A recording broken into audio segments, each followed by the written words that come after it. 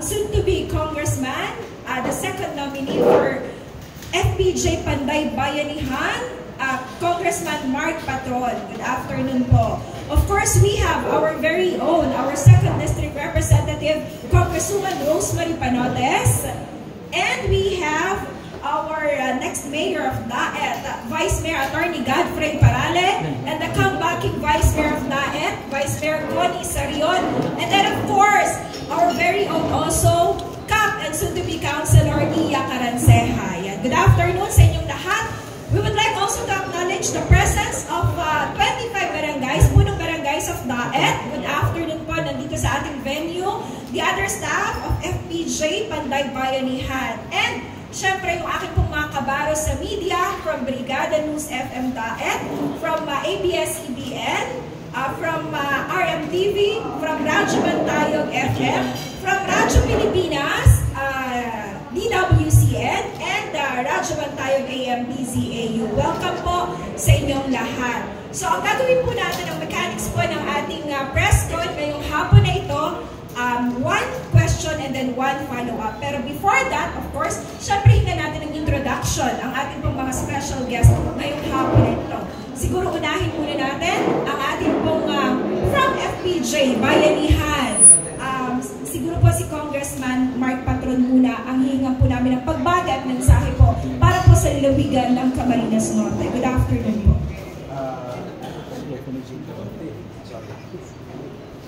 Medyo nakagulat po at di sana sorry.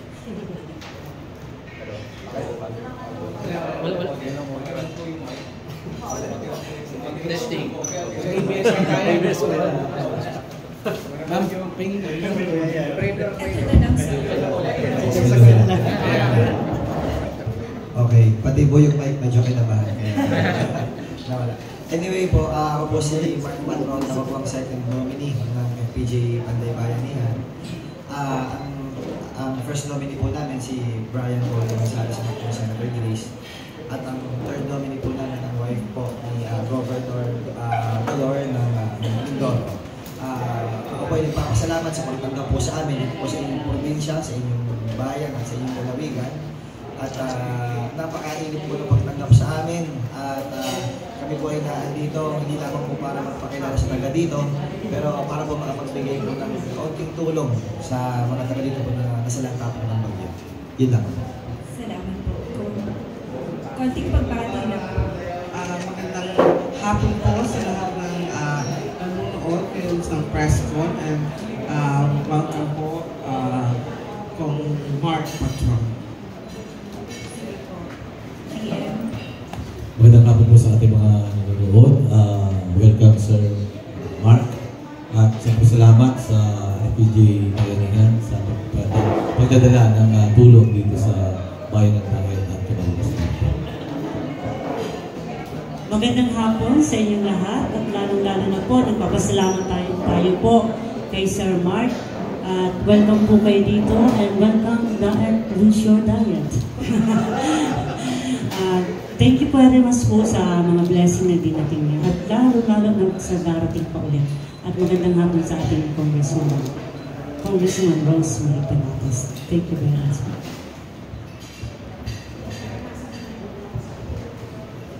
Magandang hapon po sa lahat po na nandito ngayon at sa mga nanonood po, pati na rin po sa ating mga bisita, lalong-lalo na po sa ating bisita na galing po sa Manila, si Sir Mark Patron po ng FPJ ang Panday Bayanihan, pati na rin po sa mga kasamahan po at representative po ng ating butihin at pinamahal na Senadora Grace po.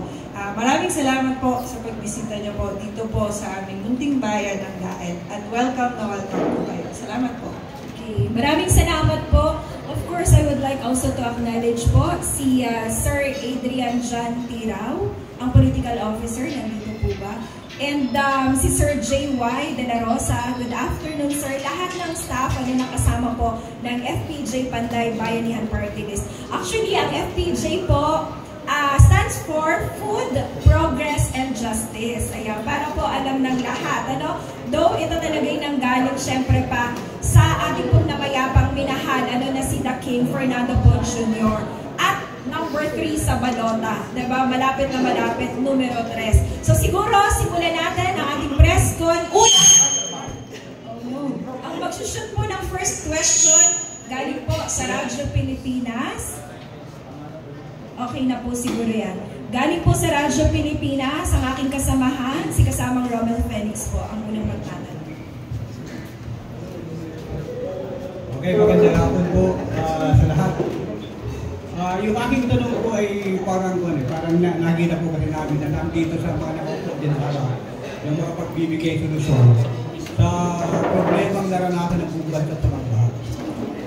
Maaari po ba na kung sakaling makaupo na sa Kongreso ang FPJ, ang Panday Bayanihan Party List, ay makapagsulong na isang pankala sa tulong na rin Congresswoman Panutes na makapagbibigay solusyon sa bahay. Katulad po ng kinakailangan magkaroon ng koordinasyon muna ang DPWH, ang mga LGUs, ang munisipyo, ang zone, at probinsya, bago mag-implement ng flood control projects at ng drainage system projects para coordinated mula sila ng datos at pabigyan talaga solusyon yung mga pagbaha sa ating bansa. Congressman Mark and Congressman So, regarding po doon sa ating pong question, syempre po, marami po talagang nakaranas ng napakatinding pagbaha.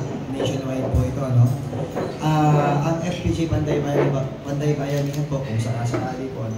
Isa po ito sa aming magiging priority,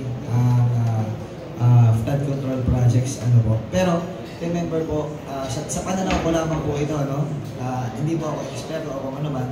Sa tingin ko po kasi wala pong struktura na makakapag-prepare na kasi po ang naging katumbas po ng ulan ng isang buwan ay inulan po sa atin ng isang araw. Kaya po sa pananaw ko po, wala pong makakapaghanda sa ganun kalaking volume ng tubig po. Pero syempre po, kahit po ganun pa man, ang FPJ Panday Bayanihan po, si Congresswoman po, at ang LGU po, ay ang layunin lang po ay mapaghahandaan ang mga future na po pwede pang maging problema. Siyempre po, nangyari nga po sa atin yun, magkakaroon po tayo ng adjustments, pero katulad po ng nangyari na ngayon, wala po makakapag-prepare sa ang isang buwan ay binuhos na ulan ay katumbas po, ibinuhos lamang po sa isang araw. Pero kahit po ganun, lahat po ng ating mga kayanan ay atin po gagawin para po mas mapaghandaan po natin ang mga parating pa po bagyo na dadaan po sa ating bansa. Follow up na katanungan ko po. Dahil dito po sa i-localize po natin yung sitwasyon, na-interview namin yung MDR dahil sa implementation nila ng complaint ng drainage system, sa mga datos sila sa LGU, hindi po pala coordinated sa DPWH yung kanilang ginagawa. So, may mga tendency na ganun din po sa buong bansa.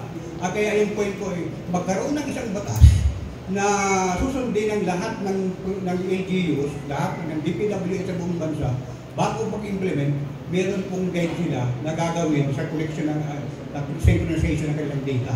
Para effective yung pondo ng gobyerno ay napupunta talaga doon sa tao.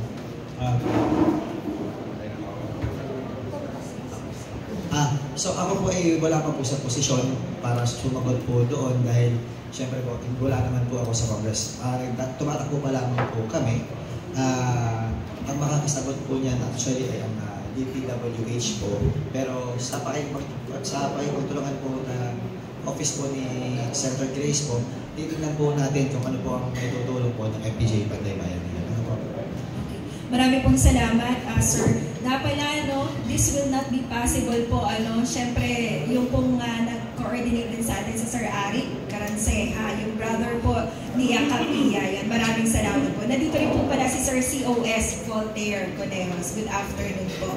And yung Team Asenso Daitenyo. Okay, follow-up question daw, may kinalaman doon sa tanong ni kasamang Roman, si kasamang Dennis Sanchez from DZAU and Radyo Pilipinas.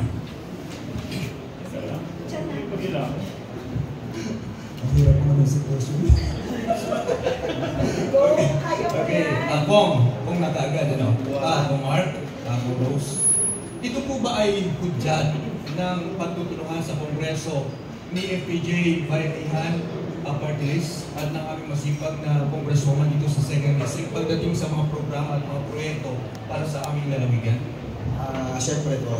Hindi po kami makakarating dito kung hindi po kami sabay mag-coordinate po ng unang-una po ni Konsehala Iya, ng kanya pong kapatid na si Ari, at saka po ni Congresswoman. Ito po ay pagtutulungan po, kaya po kami nakababa dito at para po makita namin ang aktual na sitwasyon at makapagbigay po kami ng kahit konting tulong sa mga nasalanta po ng bagyo. At siyempre po, sa mga darating pang proyekto dito po sa inyong bayan. Sige, follow up. Para po kay Consia Caranceja, kayo po ay punong barangay pa na ngayon, pero nakikita po namin na napakalaki na po ng maitutulong nyo para sa mga taga-bayan po ng Daet. Ano pa po yung maaaring asahan ng mga taga-Daet habang papalapit yung eleksyon? Hello po. Kagaya po ng binanggit ko sa mga kapitan po, andyan po sila, witness po sila, na nung umpisa pa lang po, kahit magkakaiba kami ng partido, magkakaiba kami ng grupo na sinasamahan, yung pagtulong ko po, palagi ko pong sinasabi sa kanila na kung meron po akong tulong na mahihingi, katulad po nitong kanina, meron po kaming AX Educational Assistance na payout mula po sa sa FPJ ang Panday Bayanihan, ay palagi ko pong binabahagi sa lahat po ng barangay, sa 25 barangays po. Hinahati-hati po namin siya para mas malawak po yung matulungan natin. So tuloy-tuloy lang po yun hanggang po sa mga susunod na pagkakataon na kung meron pa pong ibang tulong na meron po akong makukuha, ay palagi ko pong isasama ang buong bayan po ng Daet. Sige, maraming salamat po, Kap-Iya, Consia. Next po, si kasamang Don de Consuelo ng Brigada. Sige na. Payag na. Radyo Pilipinas. Good morning po. Good afternoon na pala. Sir, ay tanong namin kasi hindi pa pala party list. Ngayon pa lang tatakbo 2025 election sa ating organization. May mga party list na talaga may inirepresent sila. Like iba't ibang sector, farmers.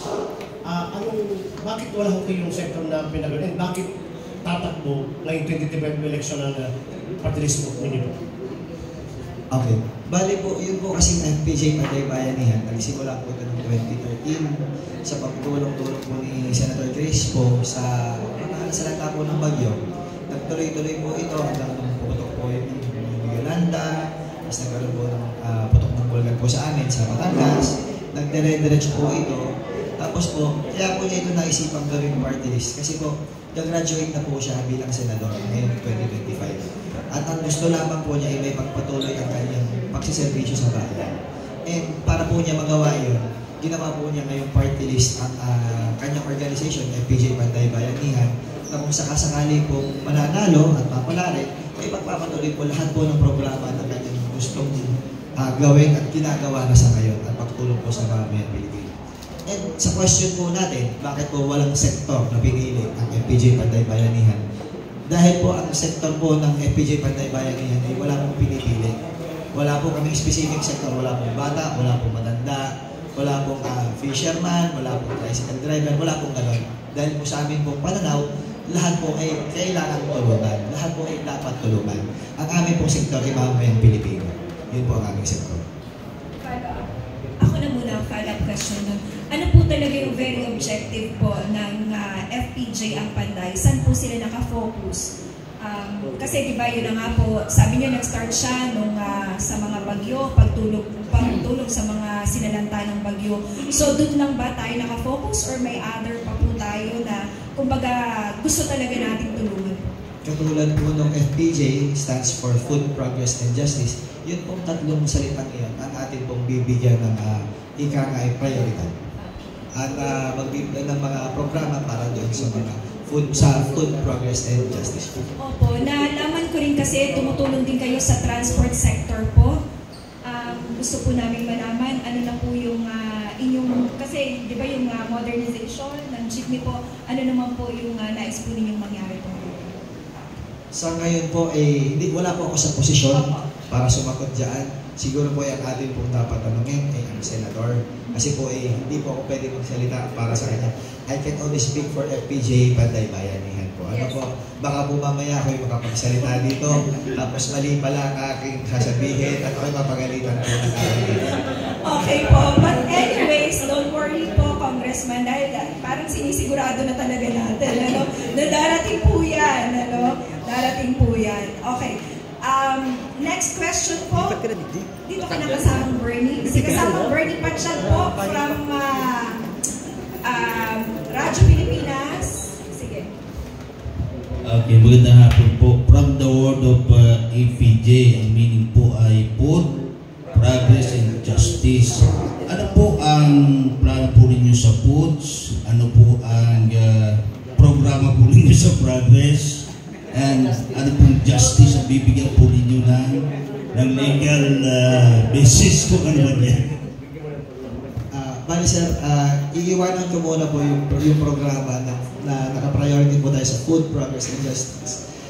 Yan po ay makikita natin pag kami po ay nanalo na. Hindi ko muna ho ilalatag lahat ng aming baraha dahil syempre baka ho malaman mahirap na. Ano po, ang aming pong priority ay yun pong sapat na pagkain para po sa lahat dahil po yun po ang simula po noong una pa lamang ang ano po ni adhikain po ni Senator Grace po ay pagkain sa lahat po ng pagkainan ng bawat Pilipino. Follow up po, pagdating po sa justice, importante po pag may kalamidad po, pag kayo nakaupo na, bigyan niyo naman po ng ayuda ang mga media. Siyempre po. Ano yun, gagawin din ba yung batas? Gusto ko bang gawin? Ano yun? Opo, si kasamang Bahalaga po yun dahil po kung wala po ang ating pong media, hindi po makakarating sa mga kinauukulan ang mga pangyayari po sa grounds. Kaya po kakampi mo sinasabi ko sa'yo. Opo, si kasamang Roel sa Tilises ng OK. Graduate tayo, FM. Magandang hapon po sa ating lahat. Ang tanong ko lang po dun sa food security siguro ng kailangan para sa F. Ang Camarines Norte po ay merong 10 bayan. 12 bayan, pero yung 10 po ay nasa hostile peace producing transport. Baka po pwedeng mabigyan natin ng focus ang mga mangingisda sapagkat neglected sila. Buti lang si Congresswoman lagi umiikot sa mga sa mga coastal at namimigay ng tulong. Pero yung pong mga ayuda katulad nung di ba mga driver nabibigyan sila ng allowance para sa crudo, gasolina, mayroon sila mga business. Pero yung mga mangingisda po, wala silang tulong na crudo man o gasolina na natatanggap katulad ng mga driver ng jeepney at tricycle.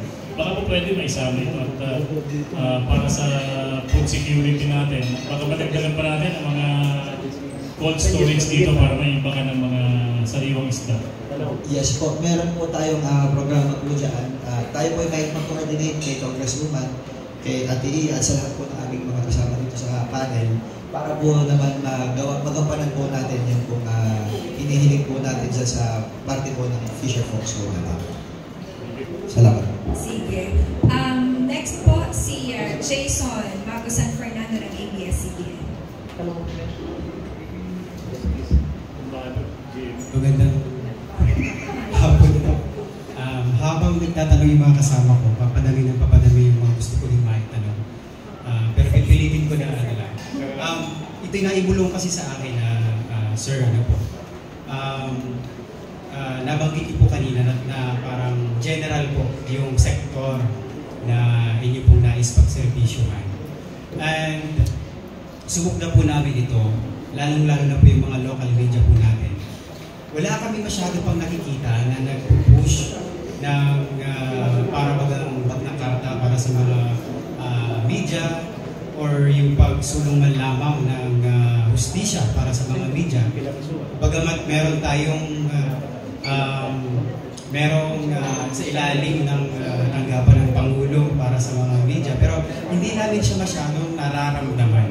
Ano po yung take ninyo po dito? Para lang sa gayon naman, maprotektahan po yung fourth state na tinatawag, yung mga media practitioner po. Okay. So dun po sa part po na yun, ano po, katulad po ng nasabi ko kanina, kami naman po ay wala pa sa Kongreso. Tayo po ay pupunta pa lang. Pero kung sakali po, tayo po ay papalaran. Tayo naman po ay may mga kaibigan din na nagtatrabaho po sa media. Siguro po ay ang pinakamaganda po namin gawin doon, makipag-meeting sa kanila, makipag-konsulta, para po syempre, ma-address po yung talagang pangangailangan. Dahil hindi ko po pwedeng sabihin dito kung ano po ang dapat namin i-provide sa inyo. Dahil ay hindi ko po pwedeng sabihin ako yung expert sa pangangailangan ng media dahil hindi naman po ako isang media person. Kaya po, mag-uumpisa muna po tayo sa isang konsultasyon bago po tayo makagawa ng nararapat nating aksyon para sa po sa pangangailangan po ng ating po media. Okay. Kay Vice Parale, speaking na lang din po kasi na nakadikit po kasi din sa FPJ yung progress. And ang bayan po ng Daet ay nangangarap po na maging syudad. Vice, siguro sa pamamagitan na rin ng magiging tinatawag po ng Kongreso from FPJ, ano po yung mga posible na mailapit natin sa kanila na mga programa para po sa progreso ng bayan ng Daet? Kasi matagal-tagal na rin pong pinapangarap ito na maging syudad ang bayan ng Daet na baka daw po dumating sa punto mauna pa sa atin ang laban. Isa-isahin natin ito. Patungkol na sa pagiging syudad, ang kulang natin ay populasyon. So, maaaring hindi connected, pero connected pa rin dahil yung pag-unlad ng isang lugar, yun ay mag-a-attract ng mga tao para mas mabilis yung pagdating.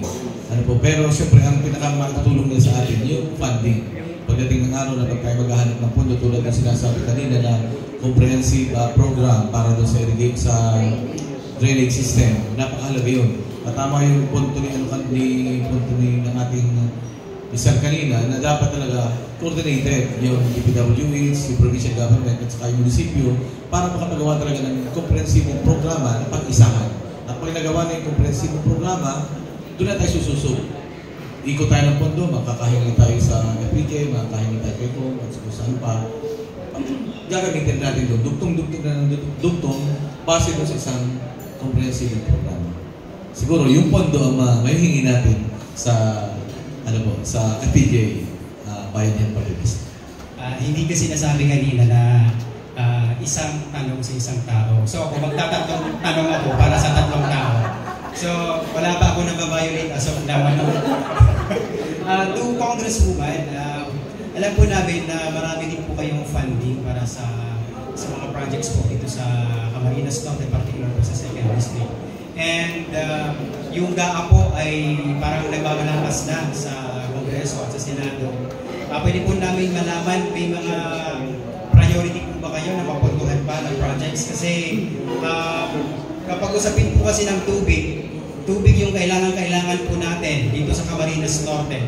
Pero tubig din po yung sumasalanta sa ating mga kababayan. So parang kailangan din talaga ng komprehensibo pong proyekto para sa drainage system at sa pag-impact naman ng tubig. So far, Congresswoman, ano po yung mga target po ninyo na proyekto para po dito sa usapin po nito? Actually naman po, yung mga projects ko dito sa 2nd District, meron naman akong mga flood controls at saka drainage. And yung priority is tinatanong ko talaga sa mga kapitan kung ano talaga yung priority na sa barangay nila para at least kung ano yung nilang project, hindi masasayang kung ano talaga yung gusto nilang project na maunang ilagay sa barangay nila. So yung ibang projects ko sa barangay, yung mga kapitan talaga yung humingi sa akin kung ano yung gusto nilang projects. Dahil yun ang mas kailangan. Kasi yun ang mas kailangan nila. Yes. Okay. Meron pa? Sige, kasamang Totoy. Actually po, si Kong po ay may pupuntahan pa rin. Gusto niyo mag-ano na tayo? Last 3 questions. Curious lang ako kay Sir Mark. Sir Mark, wala bang ibang party list si Senator Grace po? Dahil last year yata, may in-endorse siyang isang party list na people think na part si Senator Grace po dun sa party list na yun na in-endorse niya last election. Wala po siyang ibang party list. First time po itong FPJ Panday Bayanihan na nagtayo po si Senator Grace po ng sarili po niyang party list. So yung in-endorse niya po, sinuportahan niya na po yung nung last election?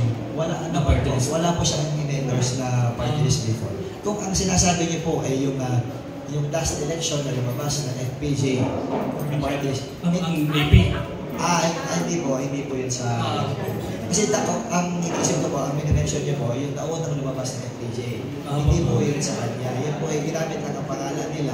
At sa totoo lamang po yun po ay disqualified po. Nakataon lamang po na time na yun, before po lumabas yung disqualification, na-print na po yung name sa Saka sir, yung Batang Panday Movement.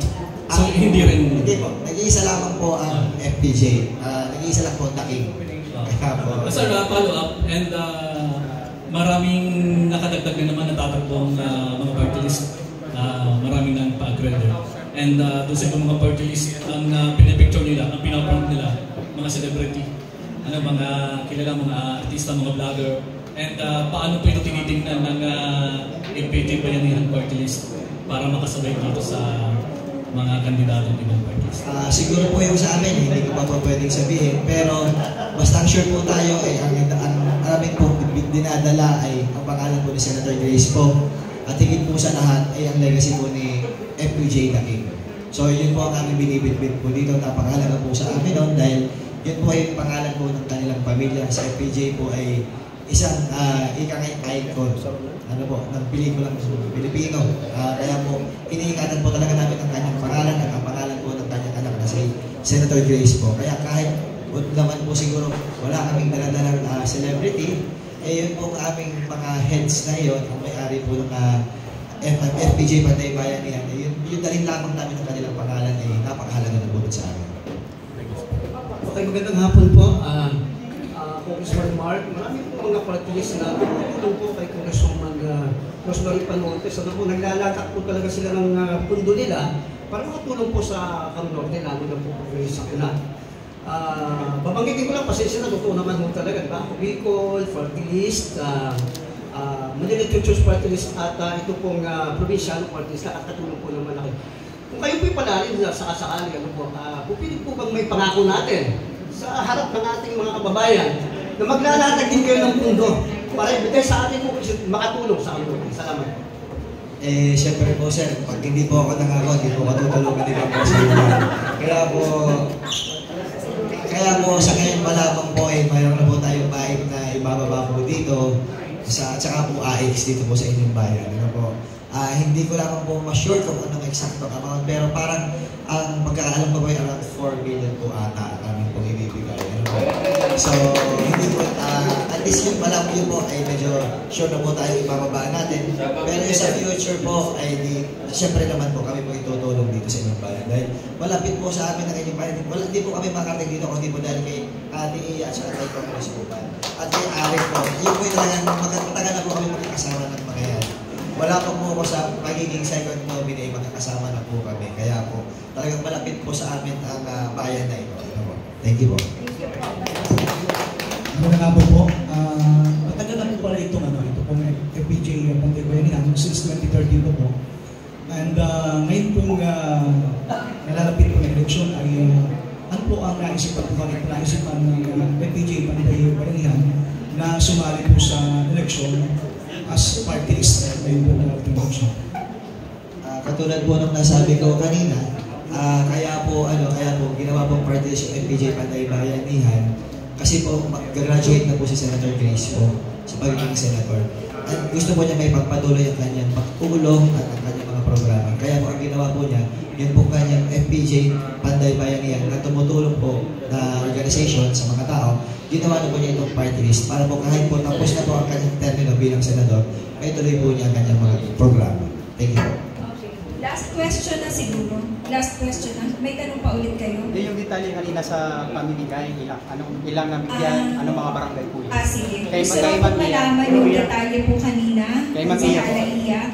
Yung pong ilan daw po yung nabigyan doon sa AX kanina po. Okay po. Yung mga beneficiaries po natin ng AX, Education Assistance Payout kanina, ay grade 7 to grade 12 po at 1,000 students po yung nabigyan natin ng tulong.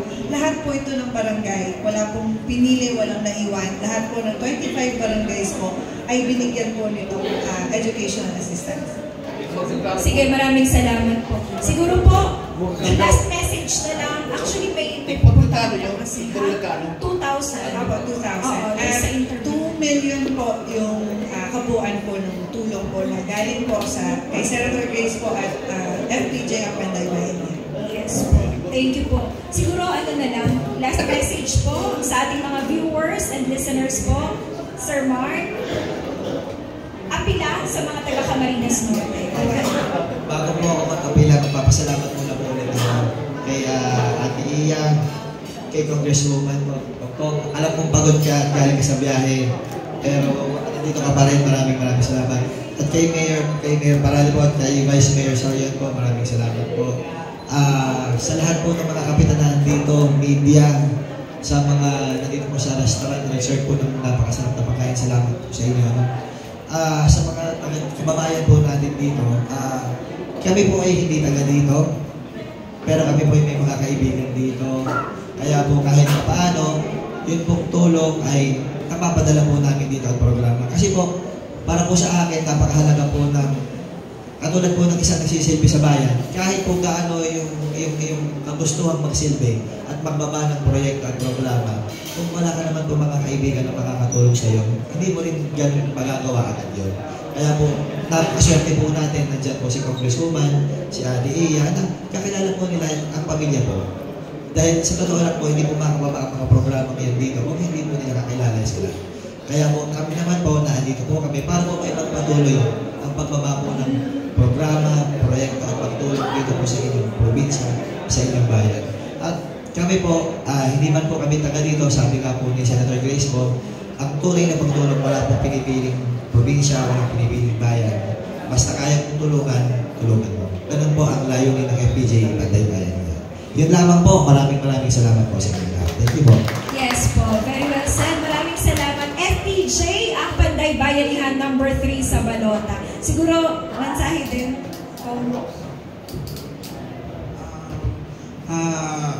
Gusto ko lang po magpasalamat kay Senator Grace po sa FPJ Panday Bayanihan sa pagbigay nilang tulong dito sa DAET.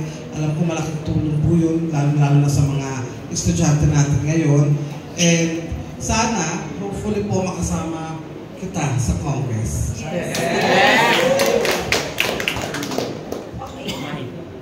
Yun nga, kahapon lang po, kalamin pong ma-M ay 2 million po na ma-M. Bababa po kayo assistance po. Maraming salamat din po siyempre muli sa ating mga tagapanood. Salamat po sa FPJ Panday Party List, Bayanihan Party List, sa biyayang tingnan dito sa Camarines namin, Maynila. At siyempre kay Congresswoman din dahil talagang dire-diretso yung kanyang mga binibigay dito sa bayan ng Daet. At siyempre kay Iya, dahil sa pamagitan nila, kay Sir Ari, sa pamagitan nila ay nakarating ang FPJ Panday Party List dito sa bayan ng Daet. Magandang hapon po muli sa inyo lahat. Kami po ay nagpapasalamat sa inyo pong pagdating dito sa bayan ng Daet at lalong-lalo na po kay Congressman Mark. Congressman na ang tawag ko. Para tuloy-tuloy ang serbisyo at mga proyektong darating dito sa bayan ng Daet. At syempre, yun guys, muna din ako sa ating Senator Grace po, ang kanyang inaanak na si Tai Chi, sana supportahan din sa edukasyon. Hindi na yung ibang bayan, kaya yung inaanak din. Ano po, sa ating mo minamahal na Congresswoman Rosemary Panotes. Salamat din po sa inyo. At sa akin, magiging Councilor Iya Caranceja, thank you sa pag-imbita at laging nandiyan kami ang Asenso del Tenyo. Hindi nyo nakakalimutan. At mabuhay tayong lahat at good luck sa atin and magandang hapon sa lahat ng media at kapitan na nandyan. Sa lahat po mga bisita, salamat po sa FPJ Panday Bayanihan. Thank you and God bless sa pagbiyahe ninyo. Salamat po.